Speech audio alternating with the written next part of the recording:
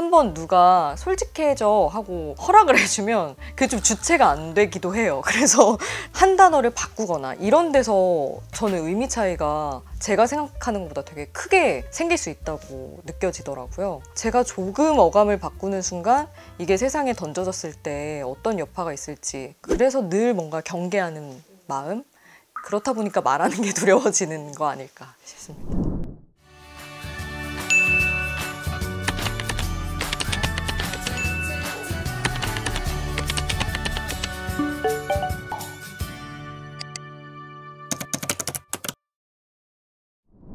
안녕하세요. MBC 아나운서이자 작사가이기도 한 김수지입니다. 이번에 때로는 워밍업 없이 가보고 싶어라는 에세이를 냈습니다. 이 책은 정말 저의 10대, 20대, 30대 삶이 그냥 그대로 담겨있는 책이고요. 저의 어쩌면 가장 어두웠던 면을 솔직하게 담아낸 그런 책입니다.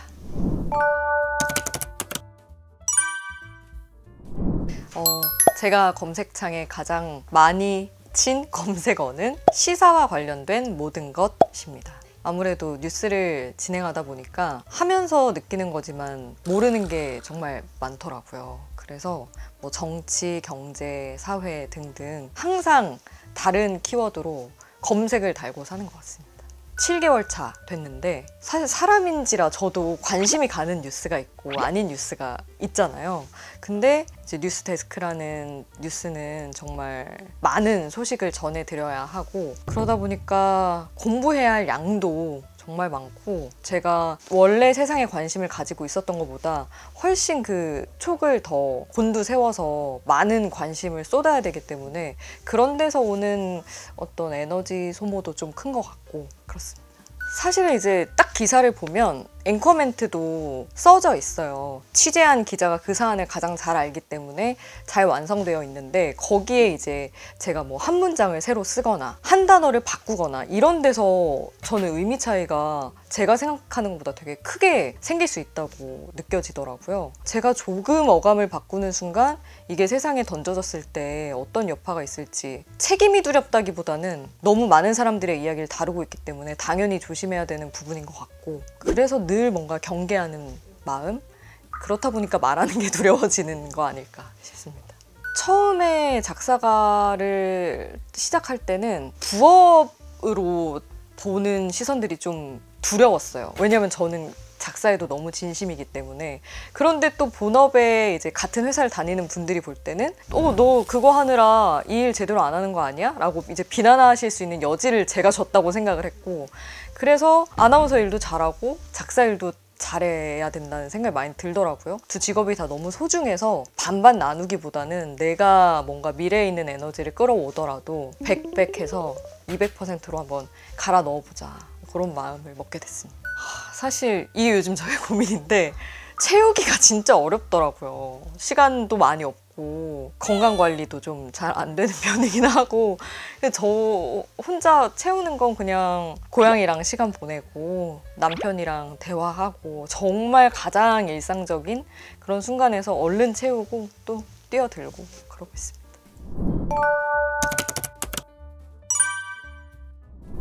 네, 제가 가장 많이 저장하는 건 고민을 덜어주는 메시지입니다. SNS도 워낙 많이 둘러보고 여러 커뮤니티 막 열심히 보거든요. 그냥 소비되는 뉴스들 말고 뭐 힘이 되는 메시지, 위로의 한 문장 이런 거 굉장히 열심히 보는 편이에요. 스트레스도 워낙 많이 받고 걱정도 사서 하는 타입이어서 외부에서 자꾸만 용기를 끌어와야 살아갈 수가 있습니다.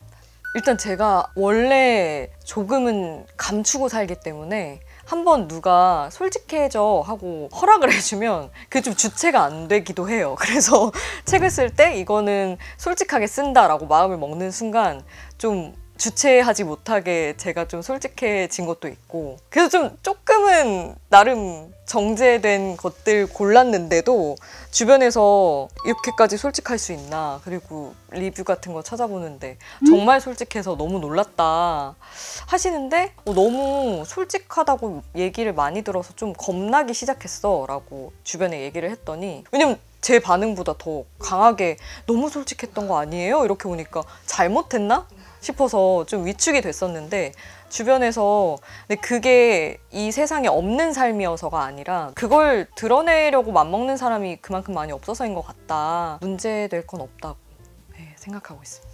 저는 정말 착하게 웃었는데 비웃네? 이렇게 오해를 살 때도 있었고 그런 것들 때문에 좀 주눅드는 시간들이 있었던 것 같아요. 그리고 제가 목소리도 좀 낮고 귀여운 말투는 아니다 보니까 무뚝뚝하다, 속을 모르겠다 등등 너무 제 성격에 대한 이야기를 많이 듣다 보니까 저는 항상 사람들한테 기본적으로 친절하려고 노력을 했는데 가진 게 이렇다고 해서 오해를 받을 수도 있구나, 마음과 달리. 그래서 그러면 너무 애쓰지 말고 이런 나라도 괜찮다고, 나 자신만큼은 안아주자, 그렇게 마음을 먹게 된 것 같아요. 뭐 노력을 열심히 한다 한들 가짜 친절로만 살 수는 없는 것이기 때문에 지금의 나도 괜찮다, 그런 마음입니다. 일단 제가 가장 이 파트에서 처음 썼던 게 아마 웬만하면 새 물건을 사지 않는다 이거 같아요. 소비를 좀 줄이는 거. 저도 완벽한 환경보호를 하고 있지 않고 앞장서는 사람은 결코 아닌데 좀 덜 살 때 그게 가장 환경보호에 도움이 된다고 하더라고요. 물론 지금 경기를 살려야 하는 입장에서 소비를 줄이자고 말하는 게 되게 안 좋은 말일 수도 있지만 어쨌든 쓸 수 있는 물건 오래 쓰고 이런 것들이 우리가 더 이제 이 환경 속에서 살아갈 때 조금 더 좋은 환경에서 살아갈 수 있는 첫걸음이 될 수 있으니까 덜 사자, 이 말씀을 드리고 싶어요. 왜냐하면 이건 소수의 인원이 해선 안 되는 일이기 때문에 함께.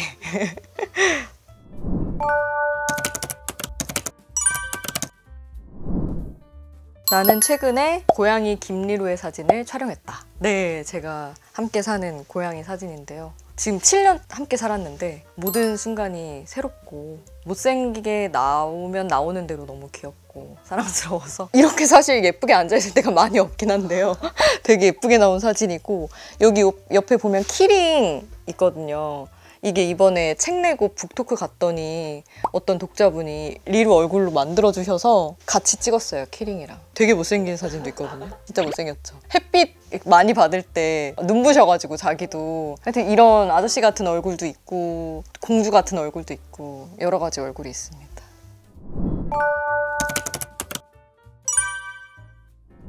네, 저는 음악이 될 말들을 가장 많이 메모합니다.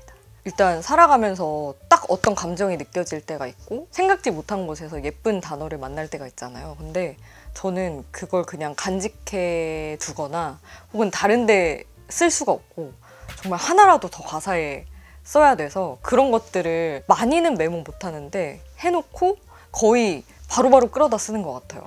일단 이게 저의 데뷔 곡이었거든요. 그래서 의미가 크기도 하고 사실 이 곡은 수조에 갇힌 돌고래가 바다를 꿈꾸는 내용으로 써달라 이렇게 좀 구체적으로 온 편이었어요. 근데 그때 당시에 제가 데뷔도 하지 못하고 2년 동안 학원만 다니면서 이제 가사를 작업을 할 텐데 도무지 언제쯤 저의 바다로 나갈 수 있을지 앞이 안 보이는 상황에서 너무 이입을 해서 썼던 가사인 것 같아요. 워낙에 겁이 많고 준비되어 있는 상황을 좋아해요. 근데 이게 워밍업 없이 간다는 게 매번 그럴 수 있는 것도 아니고 그래서 저의 희망사항이기도 하고 그런 의미, 여러 의미가 담겨 있습니다. 그 뉴스는 특히 워밍업 없이 가서는 안 되는 일이어가지고 정말 많이 준비하고 또 검토하고 이래야 되는 일이라 저의 지금의 삶과는 좀 상반되어 있는데 돌이켜보면 그래도 워밍업 없이 갔던 순간들이 있었다. 그래서 그 몇 개를 여기 책에 담았거든요. 그게 이제 보시는 분들한테 또 저처럼 조심스러운 분들한테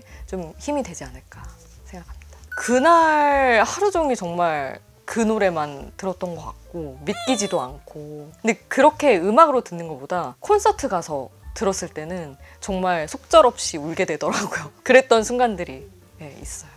일단 지금까지 제가 들었던 반응들은 힘이 됐다, 용기가 됐다 이런 말들이었는데 가까운 사람한테 매번 나 이래서 힘들어, 나 이래서 너무 불안해 얘기할 수가 없잖아요. 그래서 거리가 먼 곳에 어느 좀 낯선 누군가가 해주는 위로라도 너무너무 간절하고 급할 때 약국약처럼 급하게라도 좀 섭취할 수 있는 그런 책이 됐으면 좋겠다. 보시면 저도 놀랐는데 제가 되게 단단해 보이고 자신감 있어 보인대요, 사람들은. 근데 그렇게 보여지기 위해서 너무 많은 불안의 시기를 겪었거든요. 그게 여기 그대로 담겨있기 때문에 저랬어도 저렇게 보일 수 있구나, 좀 위안이 되지 않을까 생각합니다. 네, 교보문고 구독자 여러분, 전직 교보문고 충남대점 아르바이트생으로서 없어요, 지금은. 그 매장이 없어졌는데 이렇게 영상으로 만나 뵙게 돼서 뭔가 감회가 새롭고, 제 책 때로는 워밍업 없이 가보고 싶어 부족한 책일 수도 있지만 그래도 되게 금방 읽힌다고 하더라고요. 여러분 심심하실 때 뚝딱 읽으실 수 있는 책이니까 한 번씩 관심 주셨으면 좋겠습니다. 감사합니다.